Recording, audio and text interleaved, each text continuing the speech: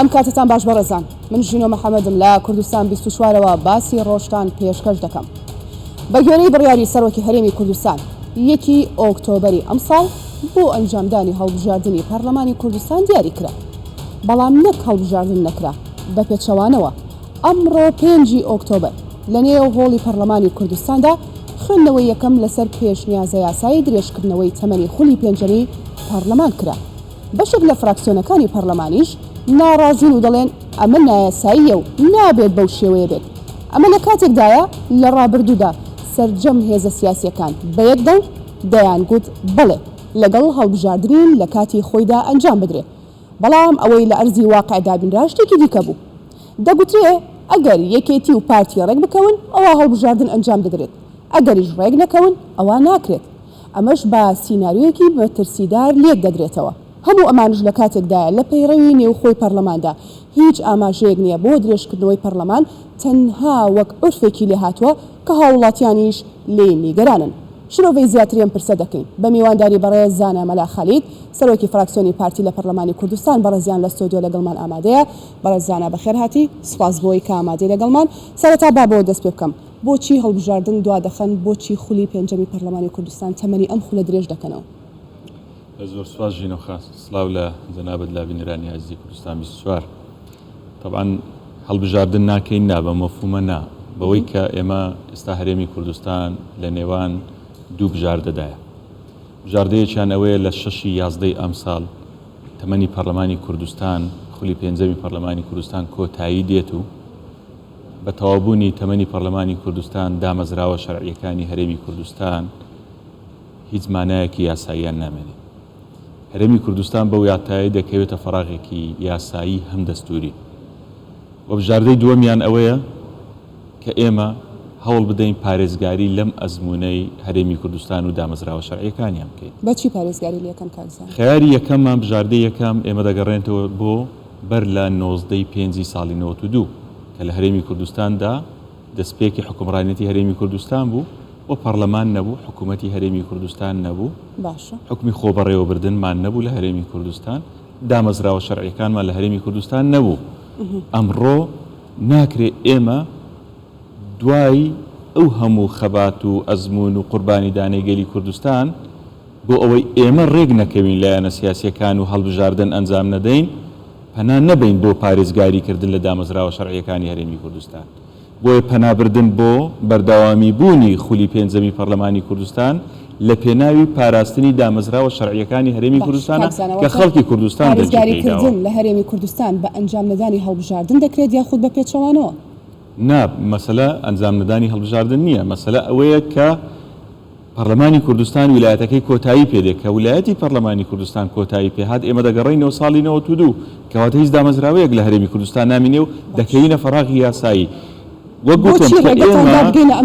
بەڵێ کە وەگوتم کە ئێمە لە بینی دوو بژاردەدان یان ئەمە هەڵدەبژێرین کە هیچ دامەزراوەیەکی شەرعی لە هەرێمی کوردستان نامێنێ، ئەمە بەچی دەکرێت بەوەی کە تەمەنی پەرلەمان درێژ نەکەینەوە، یان دەچینە بژاردەی دووەم کە درێژکردنەوەی ویلایەتی پەرلەمانی کوردستانە. بۆچی گەیشتن بەوە؟ مەبەستم هەموو فراکسیۆنەکانی نێو پەرلەمانە. بۆچی هێشتان بگەین بەم دۆخە لەگەڵ ئەو هەموو ئەزمونەی کە باست کرد لە ساڵ 1992 ئێمە پەرلەمانی کوردستانمانەی هەڵبژاردن کراوە، بەڵام وەک عورفێکی لێ هاتووە دەبێت هەموو خولێک درێژکردنەوەی هەبێت.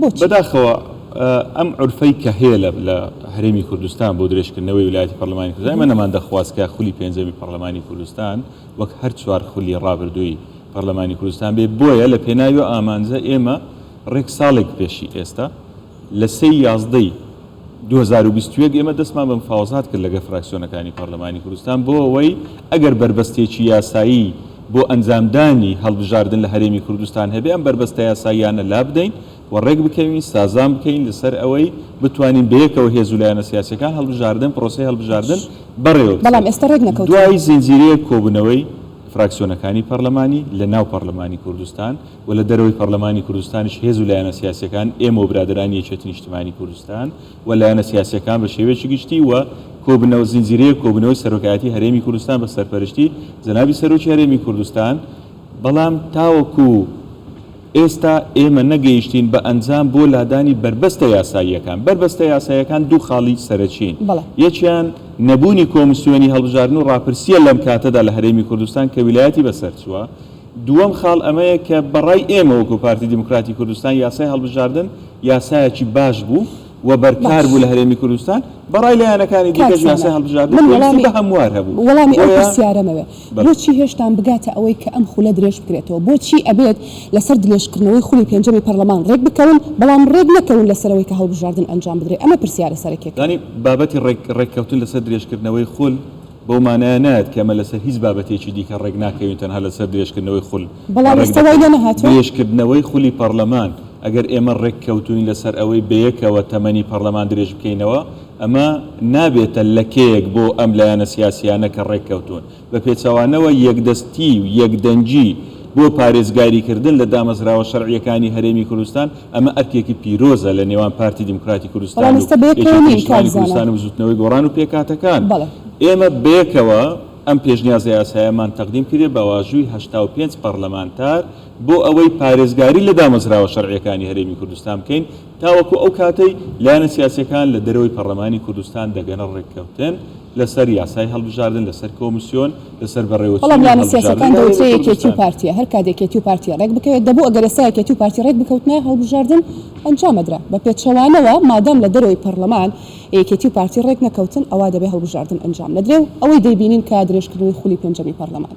پارتی وێچێتی دوو هێزی سەرەکی ئەم هەرێمی کوردستانە شانازیەکە مەسئولیەتەکە بەر ئێمە زیاتر دەکەوێت لە نێوان پارتی وێچێتی ئێمەش دەکەوێت وەکو پارتی دیموکراتی کوردستان ئەم مەسئولیەتە شانازیە چونکە خەڵکی کوردستان قەراریدایە کە پارتی دیموکراتی کوردستان و یەکێتی نیشتیمانی کوردستان بەڵام بەقەدەر مەسئولیەتەکە خزمەت بکەن کارزانە ئەگەر دەرفەت بدەیت بۆی وەڵامی پرسیارەکە بدەمەوە کە خەڵکی هەرێمی کوردستان ئەم لایەنە سیاسیانی دەستنیشان کردەوە بۆی حکومڕانێتی هەرێمی کوردستان بکەن ئەمە مەسئولیەتە پارتی دیموکراتی کوردستان لە مەسئولیەت ڕاناکە بۆیە ئێمە برادرانی یەکێتی و برادرانی بزوتنەوەی گۆڕان و لایەنە پێکێنەرەکانی ئەم کابینەی حکوومەت بەیەکەوە پێشنیازە یاسای بەردەوامبوونی خولی پێنجەمی پەرلەمانی کوردستانمان تەقدیم کردیە بە شێوازێک کە بتوانین لەو ماوەیە کە خولی پەرلەمانی کوردستان درێژ دەکرێتەوە لایەنە سیاسیەکان بگەنە ڕێککەوتن بۆ هەڵبژاردن ئەنجامدانی هەڵبژاردن لە هەرێمی کوردستان.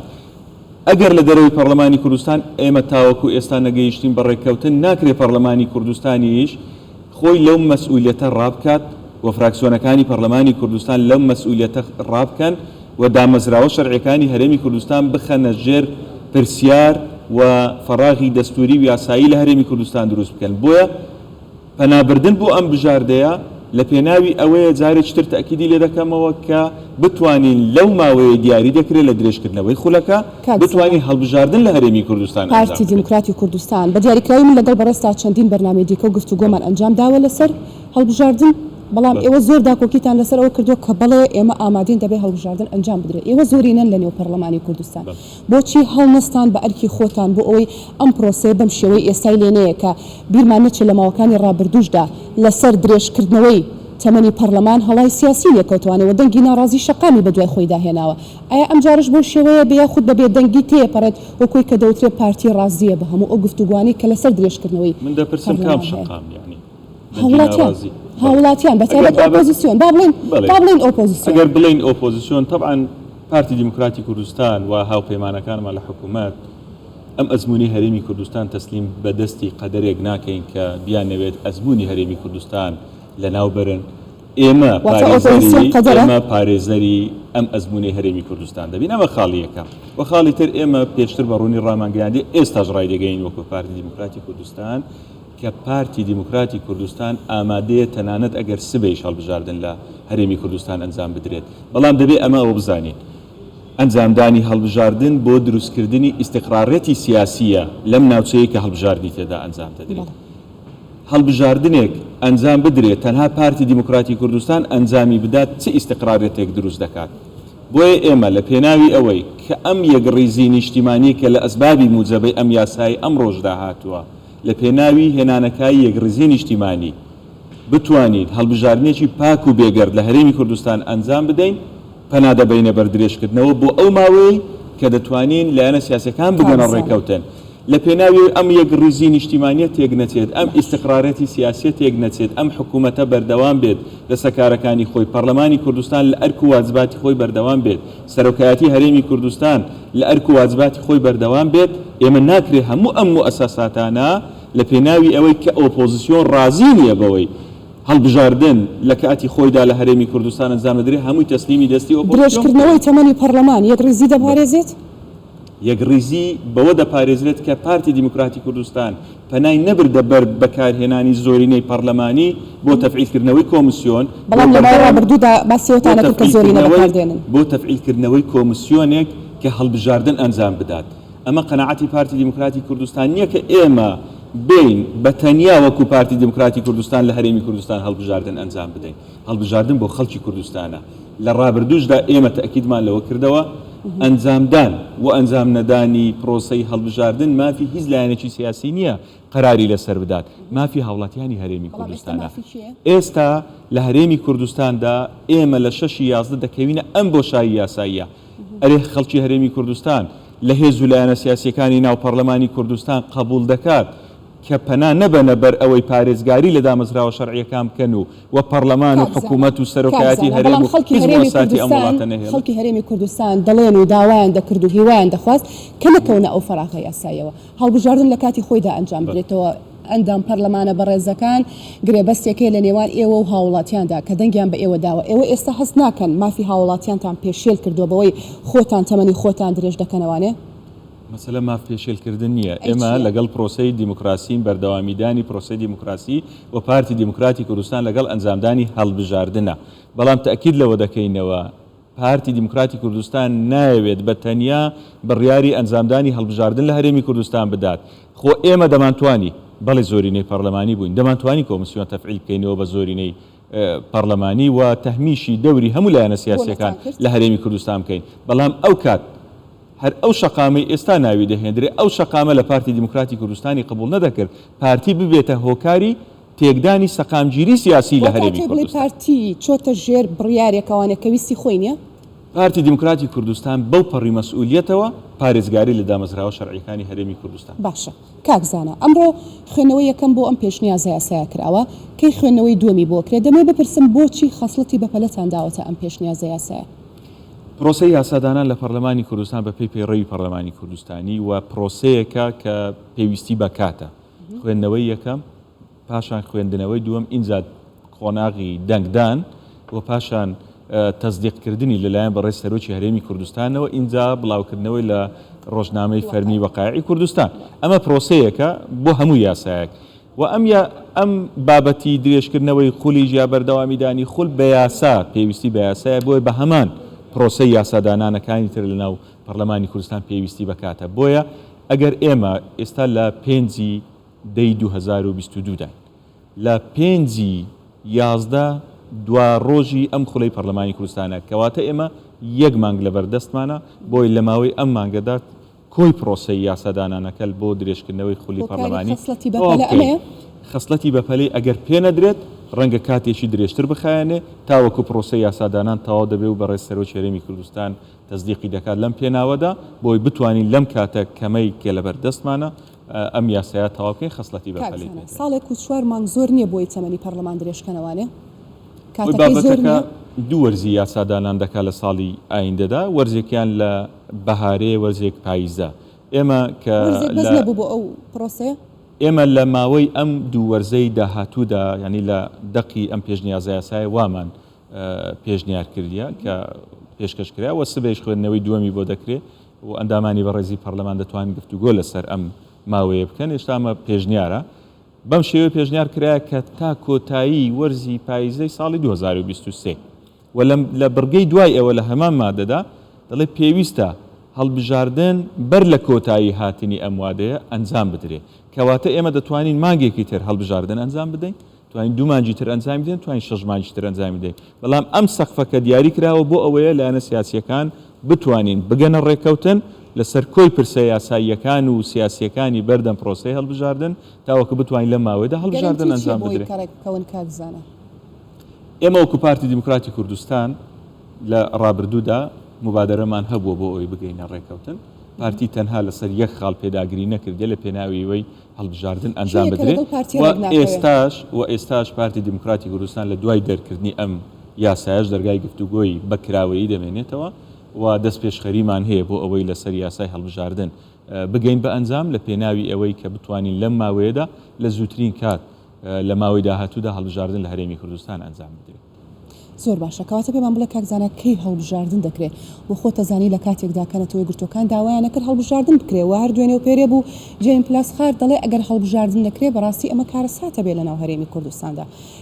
دیاری ئەەکەم کەی هەڵبژاردن ئەکرێت ڕۆژ و کات و ساتەکەی دیاری ئەکرێت چ گرنگتیە گەیەن دیسانە چمە سەر و پرسیارە بە هاوڵاتیان کە ئەم جارش ئەم کاتێک کە درێژ کراوەتەوانێ بە دەردی ئەیستا نەچێت کە خولی پەرلەمانی پێ درێژ کراوەتەوە. لەو ماوەی کە درێژ دەکرێتەوە ڕێکەوتنی لێوان لایەنە سیاسیەکان ئومێد دەکەین ئەنجام بدرێ و بربەست دروست نەکرێن و لەو ماوەیەشدا بە پێی یاسای سەرۆکایەتی هەرێمی کوردستان 6 ڕۆژ پێش کۆتایی هاتنی ئەم وادەیە کە درێژ دەکرێتەوە لە ماوەی 6 ڕۆژدا هەڵبژاردن لە هەرێمی کوردستان ئەنجام دەدرێت تا ئێمە گەشتبینین بەوەی کە لە ماوەیەکی نزیکدا دەگەین بە ئەنجام بەڵام ئەم سەفەی کە دیاری کراوە هەمیشە پارتیەکان گەشتبینن. بۆچی پێتان وایە بەس پارتی گەشتبینە؟ ئێمە گەشتبینین بەوەی کە مەسئولیەتی گەورەمان لەسەر شانە لە هەرێمی کوردستان و پارێزگاری دەکەین لە مافی هاوڵاتیانی خەڵکی کوردستان بەڵام بە پێ و گەشتبینەتان وایە بۆیە هەڵبژاردن شارەکانی هەرێمی کوردستان گەشتبینین بەوەی کە پارتی دیموکراتی کوردستان هەمیشە دەست پێشخەر بووە بۆ ئەوەی بتوانێت ڕێکەوتنی نێوان لایەنە سیاسیەکان ئەنجام بدە و لە زۆر مافی خۆمان هەم لە کۆمیسیۆنی هەڵبژاردن هەم بۆ یاسای هەڵبژاردن دەست پێشخەریمان کردووە زیاد لەوەی کە مافی پارتی دیموکراتی کوردستان و بەشی ئێمە و استحقاقی انتخابی پارتی دیموکراتی کوردستان بووە هەوڵماندایە لە پێناوی ئەوەی یەک ڕیزێک دروست بکرێەوە بگەین بە ڕێکەوتن دەست پێشخەریمان کردووە ئێمە. باز لەواکرێت لە نێو پەرلەماندا بە دیاریکراوی کاکزانە دەوترێت بە تایبەت بۆ ئەم هەڵبژاردنە پارتی دیموکراتی کوردستان گوتار و کردداری یەک نەبوو لە گوتاردا وەکۆی گەشتبینێک کە بەڕێزت باسیەکەی ئەو پێداگری کە پارتی دەویست هەڵبژاردن ئەنجام بدرێت بەڵێ وابوو بەڵام لە کردارە پارتی زیاتر دەویست کە هەڵبژاردن دوا بخرێت. وەڵامتان چییە؟ چۆن یانی ئەمە بەچی دەسەلمێنرێت کە پارتی دوا بخرێت پارتی لەبەرەوەی ئێستا ئەوە تا ڕێکەوتون لەبەرەوەی هەڵبژاردن دوا بخرێت دوو هێزە سەرەکیەکە بە دیاریکراوی پارتی ڕێکەوتون بۆ ئەوەی پارێزگاری لە دامەزراوە شەرعیەکانی هەرێمی کوردستان نەک هەڵبژاردن دوا بخرێت. ئەمە دوو بابەتی لە یەکتر جیاوازە چی دەسەلمێنرێت کە پارتی لەگەڵ ئەوە بۆ هەڵبژاردن دوا بخرێت؟ ئەبێ ئێوە خۆتان وەڵامتان هەبێ. من دەپرسم یعنی چی دەسەلمێنرێت ئەمە کە پارتی لەگەڵ ئەوەی هەڵبژاردن دوا بخرێت؟ وەک باسم کرد ژینۆخان لە 3/11/2021 تاوەکو ئێستا کۆی دانوستانی نێوان فراکسیۆنەکانی پەرلەمانی کوردستان من نامەوێت بگەڕێمەوە هەمووی چونکە بابەتەکان پێشتر باسمان لێوە کردیە. کۆمیسیۆن یەکێک لە بەربەستە یاساییەکان بووە ئێوەش دەزانن خەڵکی کوردستان دەزانێت ئێمە بە پێی ئیستحقاقی ئینتیخابی خۆمان ئی ساڵی 2018 پێویست بوو کۆمیسیۆنێکی تازە دروست بکرێتەوە. سەرجەم لایەنە سیاسیەکانی دیکە جگە لە پارتی پێیان وابوو ئەم کۆمیسیۆنی هەیە وەکو خۆی تەفعیل بکرێتەوە بۆ شاییەکانی ناو کۆمیسیۆن پڕ بکرێتەوە. ئێمە ڕازی بوون بەوەی کۆمیسیۆن وەکو خۆی تەفعیل بکرێتەوە. ئەمە مانای ئەوەیە کە پارتی لەگەڵ هەڵبژاردن نەبووە. یاسای هەڵبژاردن یاسایەکی بەرکار بووە لە هەرێمی کوردستان. لایەنە سیاسی بەڕێزەکانی تر پێیان گوتین فرەبازنەیی باشترە بۆ هەرێمی کوردستان. ئەم فرەبازنەیە کە دوایین هەڵبژاردننی ئەنجومەی نوێنەرانی عراقی پێ ئەنجام درا و دوای هەڵبژاردنەکانی ئەنجومەی نوێنەرانی عراق و دۆخی سیاسی عراقیشمان بینی لە دوای ئەنجامدانی ئەم شێوازی هەڵبژاردنە. بەڵام پارتی بۆ ئەوەی نەگات بەوەی کە پرسیاری لێ بکرێت بۆ پارتی لەگەڵ ئەوە بۆ هەڵبژاردن دوا بخرێت ئێمە لە دەست پێشخەریەکی جەنابی سەرۆک بارزانی دوای هاتنی بەڕێز پلاسخار بۆ خزمەت جەنابی سەرۆک بارزانی دەست پێشخەری جەنابیان ئەوە بوو کە ئێمە دەست پێشخەر بین لەوەی کە سیستەمێکی تازەی هەڵبژاردن لە هەرێمی کوردستان پێشنیار بکەین بۆ ئەوەی کۆی لایەنە سیاسیەکانی ناودانوستانی تایبەت بەم پرسە خۆیان بە براوە لە ناو ئەم سیستەمەدا بدۆزنەوە. ئەم سیستەمە تازەی کە پارتی پێشنیاری کرد سیستەمی تێکەڵ بوو 50 کورسی بۆ سەر ئاستی هەرێمی کوردستان و 50 کورسی دابش بکرێت بەسەر بازنەی پارێزگاکان. بۆی ئەمەشیان دەست پێشخەرێکی دیکەی پارتی دیموکراتی کوردستان بۆ ئەوەی هەڵبژاردن ئەنجام بدرێت. ئەمانە هەموو زنجیرەیەک دەست پێشخەری پارتی بوون. ئەمە ئەوەمان پێ دەڵێت کە پارتی لەگەڵ ئەنجامدانی هەڵبژاردن بووە لەگەڵ ئەوە بوون ئێمە پەلە بووین بۆ ئەوەی بتوانین لەمەدا بگەینە ڕێکەوتن بەڵام نەگەیشتین بە ڕێکەوتن کە نەگەیشتین بە ڕێکەوتن دیسان تەکید لەوە دەکەمەوە بگەڕێنەوە بەر لە ساڵی 92 یان پارێزگاری لەمەی هەیە بیکەین وەکو دامەزراوەکانی هەرێمی کوردستان. کاکزانە ئەو کێشانەی لەبەردەم پرۆسی هەڵبژاردننا بوون کێشەی حەقیقی بوون یا دروستکرا بوون؟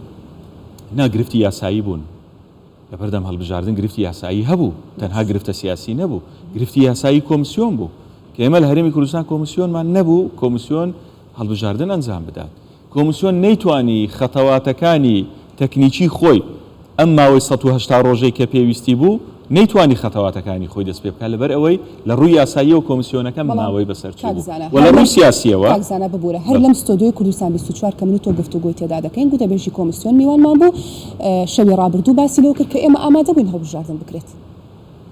چۆن ئامادە بوو؟ لایەنەکان ڕێک نەکەوتون. گوتەبێژی کۆمسیۆن چییە بێزە؟ شێروان زرار. هەر ئەسڵەن گوتەبێژی کۆمسیۆن شتێک نەماوە بە ناوی گوتەبێژی کۆمسیۆن ڕاستەکەی بەڵام خۆ هێشتا هیچ یاسایەک هیچ خوێنەوەیەک نەکراوە لە نێو پەرلەماندا کە شتێک نەماوە بە ناوی ئەنجومەنی کۆمسیاران تا گوتەبێژی چۆن دەتوانیت خەتەوات بگریتە بەر ئەگەر وابوو بۆ نەیان دەکرد وتی ئێمە ئامادەین کاکزانە ئەو تۆپەکەی هەڵایەوە چۆن ئەندێک بابەت هەیە خۆ لایەنەکەی کە ئەو بەڕێزە ناویسی بوو بەڕێز شێروان زرار لایەنەکەی ئەم بەڕێزە خۆیان بەشێک بوون لە دانوستانی لێوان لایەنە سیاسیەکان لەناو پەرلەمانی کوردستان بەشێک بوون لەوەی کە نیان هێشت هەڵبژاردن لە هەرێمی کوردستان ئەنجام بدرێت بەشێک بوون لەوەی نیانویست کۆمسیۆن تەفعیل بکرێتەوە کە ئەمڕۆ کەش پێمان دەڵێن عیبێ پەرلەمانی کوردستان تەمەنی خۆی درێژ بکاتەوە بە ناوی ئۆپۆزیسیۆن بوونەوە بۆیە شتێک نەبووە بە ناوی کۆمسیۆنێکی کارە لە هەرێمی کوردستان تا بتوانن خەتەواتەکانی خۆیان بە ئەنجام بگەین ئەگەر کۆمسیۆن هەبووە کۆمسیۆن لە ماوەی 180 ڕۆژدا لە دوای ئەوەی جەنابی سەرۆکی هەرێمی کوردستان 1 ئۆکتۆبەری دیاری کرد دەیانتوانی خەتەواتەکانی خۆیان دەست پێ بکەن و جەنابی سەرۆکی حکوومەتی هەرێمی کوردستان سەرجەم پێداویستیە دارایی لۆجیستیەکانی بۆ فەراهەم دەکردن و بڕیاریدا جەنابیان بەڵام کۆمسیۆنی وجودی نەبووە چۆن بتوان ئەم کۆمسیۆنە کە بەڕێستەڵی وجودی نەبوو کەی کارا دەکرێتەوەوانێ خۆ بەلانی کەم 6 مانگی پێویستە هەمیشە گوێمان لەو قسەیە بووە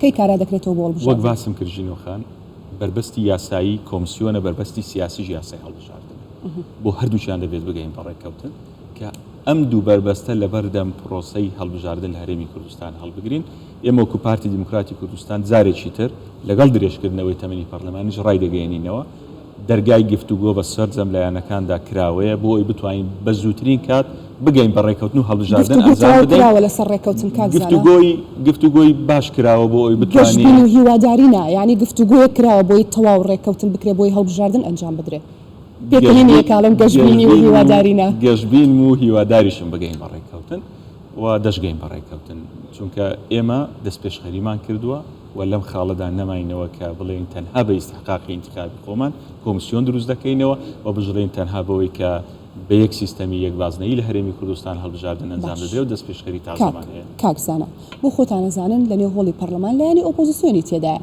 ئێستا داواکاریان هەیە ناڕازین لە بەرامبەر ئەم درێژکردنەوەی خولای ئایا داواکاریەکەیان ڕەوایە ڕاستەقینەیە یاخود زیادە ڕەویە دەیکەن ئۆپۆزیسیۆن ئەگەر داواکاریان ئەوەیە ڕازی نین بەوەی کە تەمەنی پەرلەمانی کوردستان درێژ بکرێتەوە با لە پەرلەمانی کوردستان نەمێنە با ڕازگۆ بن لەگەڵ دەنگ دەرانی خۆیان بەڵام ئەوان نوێنەری گەلن و خاوڵاتی دەنگی هەر ئەوان نوێنەری گەلنین ئێمەش نوێنەری گەلین و ئەوان خۆیان دەڵێن خەڵکی کوردستان بۆ 4 ساڵ دەنگی بە ئێمە داوە ئێکەواتە با ڕازگۆ بن لەگەڵ دەنگ دەرانی خۆیان ئیستیقالە لە پەرلەمانی کوردستان بکەن بۆ پێیان وایە کە ئەم پەرلەمانە و فراکسیۆنەکانی پێکێنەری حکوومەت عیبێ تەمەنی پەرلەمانی کوردستان وەکو ئەمڕۆ ڕایانگەیان کە درێژی بکەنەوە بۆ پێیان وایە عیبە نییە خۆیان لەسەر کورسەکانی پەرلەمانی کوردستان دابنیشن و بۆ ئیمتیازاتی خۆیان لە ناو هۆڵی پەرلەماندا واتە بەڕێستەڵێ بێت دوای 6 11 دەست لە کار بکێشنەوە ئیستیقالە بدەن ئێمە تەمەنی پەرلەمانی کوردستان درێژ دەکەینەوە بەو پەڕی مەسئولیەتەوە بۆ ئەوی هەڵبژاردن لە هەرێمی کوردستان